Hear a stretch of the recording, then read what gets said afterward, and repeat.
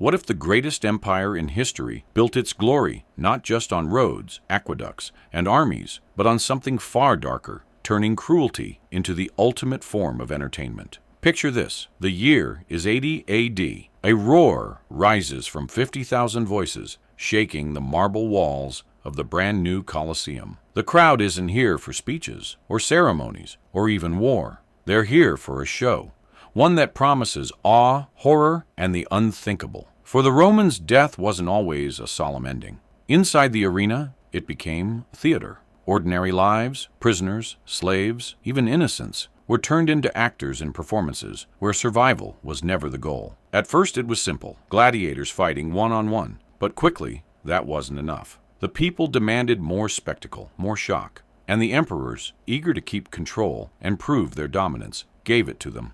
What followed was a century of entertainments so extreme, so carefully staged, that they blurred the line between celebration and nightmare. These weren't random acts of cruelty. They were designed to captivate, terrify, and remind everyone in the empire exactly who held the power. But how did Rome, a civilization that gave the world laws, art, and architecture, also create some of the most grotesque performances in history? The answer begins not with gladiators, but with water, and a spectacle so massive it shocked even the Romans themselves. Long before Netflix or cinema, Rome had its own blockbusters. Naval battles staged not at sea, but right in the heart of the city. These spectacles were called naumachii, and they were unlike anything the world had ever seen. In 52 BC, Julius Caesar ordered an artificial lake to be built, not for beauty, not for trade, but for blood. Thousands of prisoners were forced into real warships and told to fight to the death, while crowds watched from the safety of dry land. The battle wasn't staged with wooden swords or blunted spears. These were full-sized ships, crashing, ramming, and sinking each other until the water turned red. For the spectators, it was thrilling. For those trapped on the ships, it was a death sentence disguised as entertainment. Decades later, Emperor Claudius took this obsession even further. He drained a natural lake, lined it with stands for thousands of onlookers, and threw nearly 20,000 men into a staged naval war. Imagine the chaos: ships colliding, arrows flying, and those who fell into the water dragged down by armor, unable to escape. Ancient writers described the sound as a cauldron of screams, splintered wood, and crashing waves. And as if that weren't enough, the Romans added another twist. Dangerous animals, sometimes even sharks, released into the water to make survival impossible. What began as military reenactment quickly became one of the cruelest forms of public theater in history. To the emperors, it wasn't just about entertaining the crowd.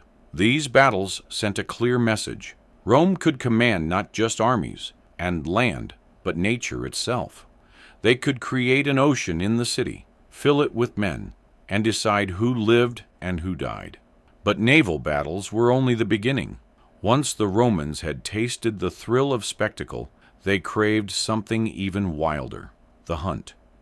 If naval battles brought the sea into the city, the next Roman invention brought the wild into the arena.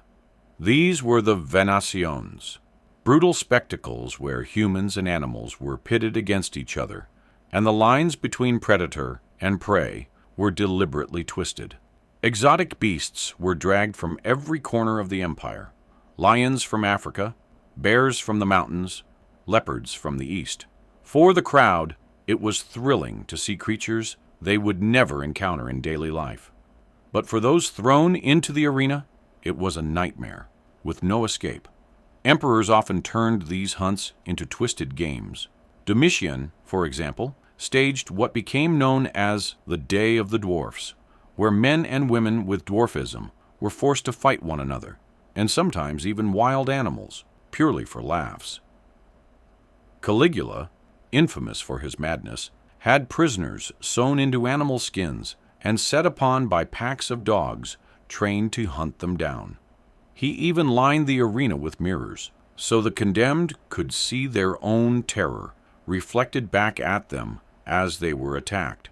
What shocked ancient writers most wasn't just the violence, but the creativity of it. The hunts weren't about survival. They were staged performances designed to humiliate, terrify, and amuse.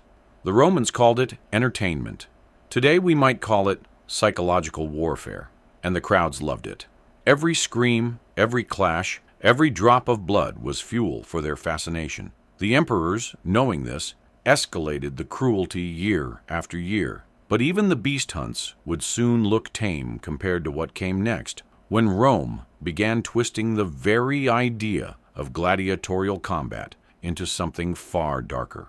If you're enjoying this video, take a quick second to hit that subscribe button.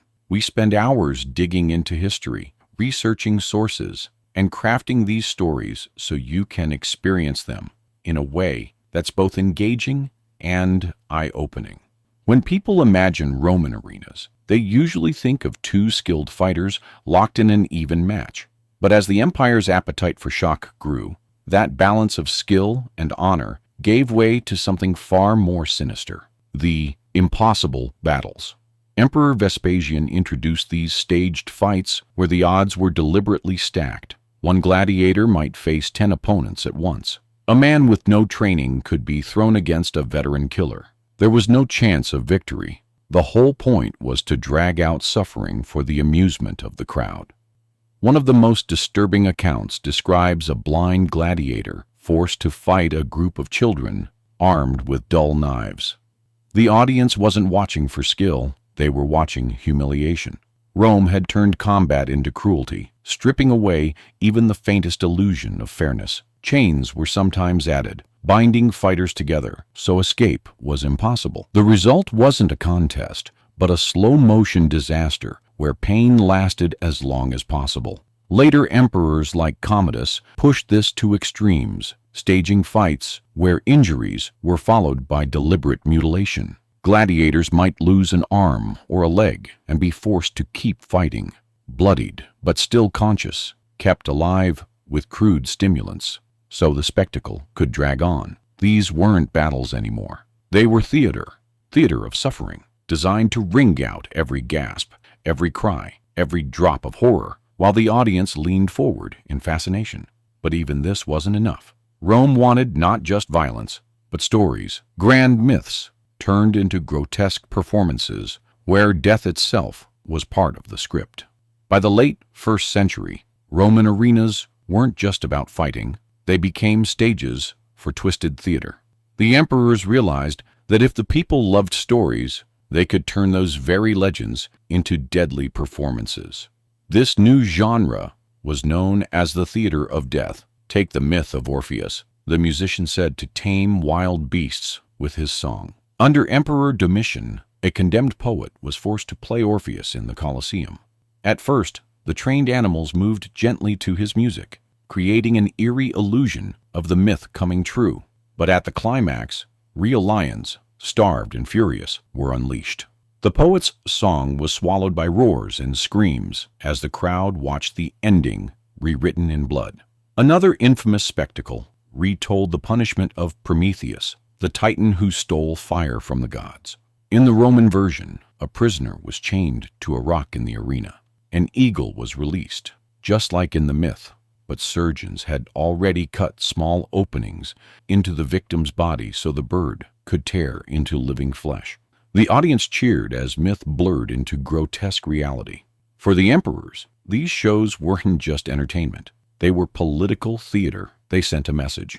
Rome could take even the noblest of myths and twist them into displays of power and cruelty. The arena wasn't just a place of death anymore. It was a canvas where stories were turned inside out, hope was crushed, and spectacle reigned above all. But Rome's hunger for horror still wasn't satisfied. Soon, cruelty itself became a family affair. Executions designed to break not just the body, but the human spirit. As the spectacles grew more extreme, Rome discovered a new form of cruelty, one that didn't just destroy the body, but shattered the mind. These were the familia damnata, the family executions. Entire households were condemned together, forced to witness the deaths of their loved ones before facing their own fate. The order was deliberate. Children first, then the parents. Imagine the horror of watching your own son or daughter cut down in front of you, knowing your turn was next. For the crowd, it was theater, a staged unraveling of human bonds. For the victims, it was despair weaponized. These weren't just punishments. They were messages carved into flesh. By showing that even the closest family ties could be torn apart in the arena, the emperors reminded Rome that no one was beyond their reach. Loyalty, love, dignity, all could be destroyed with the wave of a ruler's hand. And the crowds, they cheered. They didn't just accept the cruelty, they demanded it. What had begun as displays of strength and skill had spiraled into rituals of humiliation and torment, feeding a hunger that seemed to have no end.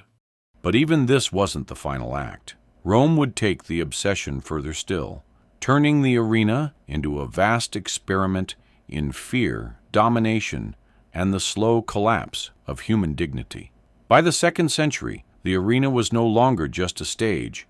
It had become the beating heart of Roman culture. What began as demonstrations of bravery and martial skill had transformed into something far darker: cruelty as ritual, torment as entertainment, and death as art. The emperors used these spectacles to project power, but they also revealed something unsettling about Rome itself. The citizens, who once prided themselves on discipline, innovation, and law, became enthralled by screams and blood. What should have been moments of horror were met with applause. The line between civilization and savagery blurred until it almost vanished. Ancient writers described the Colosseum as a mirror of the empire. Its grandeur showed Rome's strength, but its blood-soaked sands revealed its weakness, the hunger for domination at any cost. The arena taught Romans to watch suffering without compassion, to cheer at humiliation, and to accept cruelty as normal.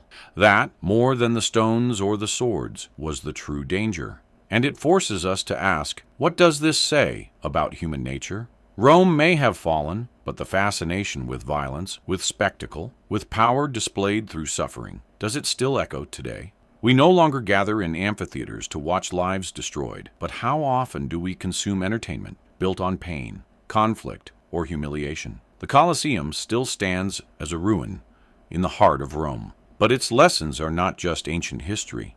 They are warnings carved in stone, that greatness without humanity collapses into cruelty, that power without restraint feeds on suffering, and that when a society makes entertainment out of pain, it loses the very values that hold it together. So the question is, what do we choose to applaud? And what kind of legacy will that applause leave behind?